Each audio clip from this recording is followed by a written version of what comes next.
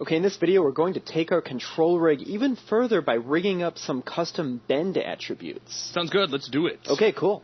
So first thing I'm going to do is I'm actually going to go and hide our curtains again. Select our ball, and this time we're actually not going to get rid of our bend animation. We like it the way it is. Right. And so this is kind of cool. We can actually apply a list controller. We'll actually keep our existing animation while having a new controller that we can kind of add onto and, hook things up to, do some more reactions. Right. In a sense, this is really no different than what we did in the last video, but it is an interesting way to show you how we can maintain our original animation while still adding on additive control to what we've got. Yeah, it's very cool.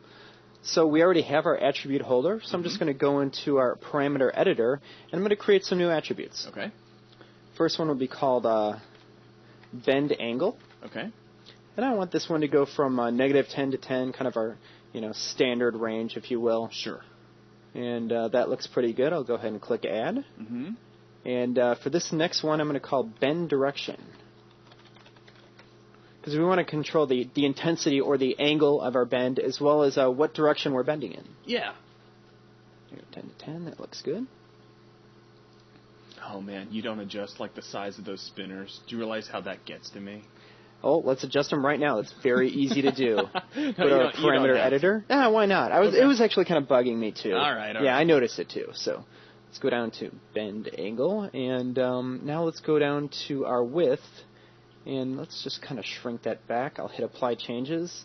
And yeah, that looks better. We can tweak it a little bit more. That's all right. They can do the tweaks on there. Sure, and, sure. You can use your offset in X and Y, or actually just X, to kind of push everything till it all lines up. You can get it so it's all exact, Yeah. I'm a very meticulous person, but I'm going to let it slide this time. So, okay, now let's go over to the you say that, but we curve all editor. know that's driving you crazy. It's like a little needle in your brain. Shut up, man. Okay. Okay, so now let's go down to bend, and let's see what we have in our curves. Bend angle, we already have some animation there, and that looks good. We're happy with the way it looks. We spent time on this curve, we tweaked it, we played with the tangents. Because we have that Bezier float controller already plugged in. Exactly. So now we want to keep that controller while being able to allow us to expand as well. That's right. So I'm going to right-click on the controller, hit Assign Controller, and I'm going to choose a float list, hit OK. And our animation is still there. That's right. Now this brings up an interesting point. When you add a list to an attribute, the existing controller that was already there will automatically be plugged into the first entry of the list. Right.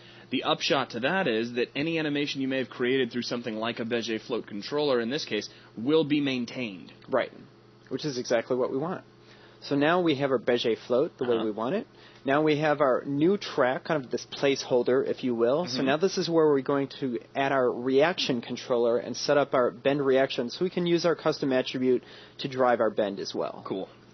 Right-click, Assign Controller, and I'll go down to, this would be a Bezier float. Oh, I'm sorry, my mistake. Wow, my brain was thinking. I was looking up here, and of course we want a reaction. Yes, so there you go. We have a reaction manager. Awesome. Yes, Bill's brain went to the Bahamas for a second there, and it took another trip again. Yeah. Okay, so we're going to right-click on this, and we're going to replace this master, this placeholder master, with our actual bend angle custom attribute. So we're going to click on the ball. We're going to go to Modified Object, Attribute Holder, Custom Attributes, and Bend Angle. Great. We have our initial reaction set up. And again, kind of as we did before, we're just going to kind of set up our default states and then go back and set the values in manually since we don't actually have that viewport access anymore. Okay, sure. So I'm just going to create our second state real quick. Boop.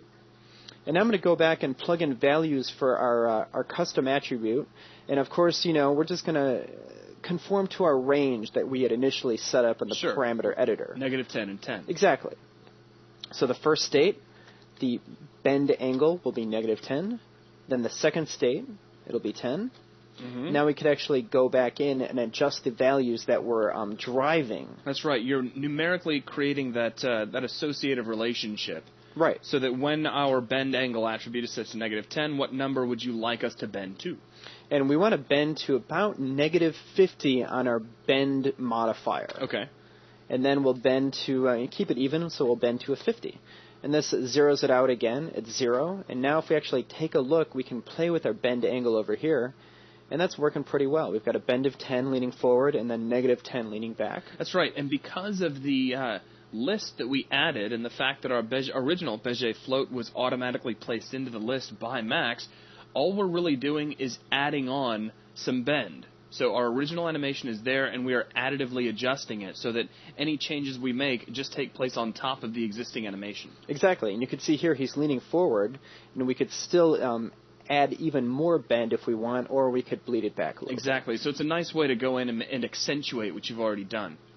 Okay, now we have the angle set up. Now why don't we control the direction of our bend? Let's say we want him to, once he gets on the stool, we want him to be able to, like, maybe wiggle from side to side. Mm-hmm. So we're going to do the same thing with direction.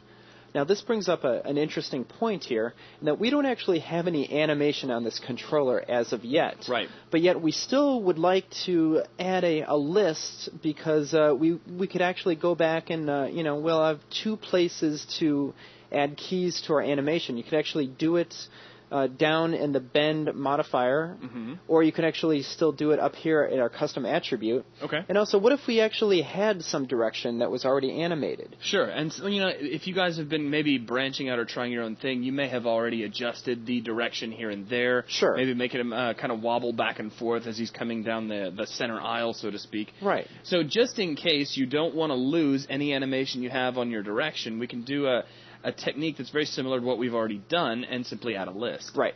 So let's do that now. Assign controller, float list. Mm-hmm. And now if you look here, there's only one available slot. Right, because we didn't have a controller there to begin with, so exactly. nothing was automatically placed in that first slot. That's right. So now, as a good workflow, I like to add, keep a Bezier float, and then I kind of like to add a second one for my custom attribute. Okay. So this will actually preserve our ability to go back in our original modifier, mm-hmm. and we could still use that value to adjust our bend, if sure. you will.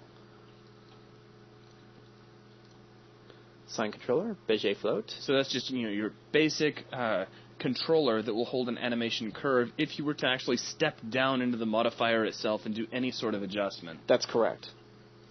Now we're going to add a second one, and this is the one that we're going to set up our reaction to. Okay, so this will be a float reaction. That is correct. Okay. Now, for a second, I thought you meant we were going to add a second Bezier float. I was like, why? But now I understand. Now we'll highlight this unassigned word here. Mm-hmm. Click Replace Master. Okay.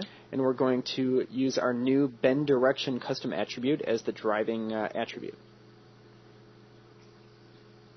Custom attributes and bend direction. Cool. Now I'm going to go ahead and just set up our default states and go back and edit. Mm-hmm. We actually don't need our track view curve editor anymore. I'm just going to go ahead and close that. Mm-hmm. And for this one, of course, we're just going to set up our initial range. So we'll set up -10 and 10. Mm-hmm. And now I actually want this to start at a value of -90, which will be, kind of like bending backward all the way. Okay. Away from the way he's actually hopping. And then... Sorry, remember, we did have to adjust that bend when we first brought it in. That's right. So we set it to a value of 90 degrees so that he would be actually bending in a forward direction when we initially animated. So now we're starting this in a situation where it's going to run from -90 to... What are you going to run up to? 270. To 270, gotcha. Right. So that's 360 degrees of motion centered on +90. That's right. So now if we actually go ahead and close the reaction manager, mm-hmm. we can test this out. And right now, 0 facing forward, that's good. And now you can go all the way back in one direction. Go ahead and boost up his bend angle and just just make it a little more apparent. Sure thing. So there you go. And now it's set up in such a way where if you zero out the bend direction spinner, he's automatically facing forward. Right. This means once you get him up onto the stool, it'll be very easy to make him kind of bend to the left or to the right. Exactly. So you can see here, you can adjust the angle, and he's kind of leaning forward like he's taking a bow. Mm-hmm. And we can even play with our manual stretch as well. Exactly. Kind of giving him a nice jelly bean shape there. Make him and then you can really make him bend. Impale his head on the microphone if you want to. And now you can like do. He's kind of like wiggling back and forth. I mean, now you have really a lot of manual control that you can key with this character. That's right. So in a way, we've really taken this attribute holder modifier and made it very useful in our system because now we don't have to dig down through multiple modifiers to get to these animatable attributes. We've managed to keep any animation that we would like to place on those modifiers for any reason whatsoever. We've done this kind of in an additive way using these reaction managers, which is very nice. And on top of that, I guess there's really nothing else we can add to this. Yeah. Now, we're not going to be doing any animation with this on our own. We're kind of leaving that up to you guys. Exactly. Our job here was to get the ball to come out on stage and get up onto the stool. Right. What we've done is we've facilitated an easier method for you guys to go through and create some cool animations for us a little bit later. Sure. We've shown you guys how to set up the rig, so why don't you go ahead and have some fun with it? Absolutely. Yeah. So I think that's going to wrap things up for this video. Thanks a lot. Thanks, everyone.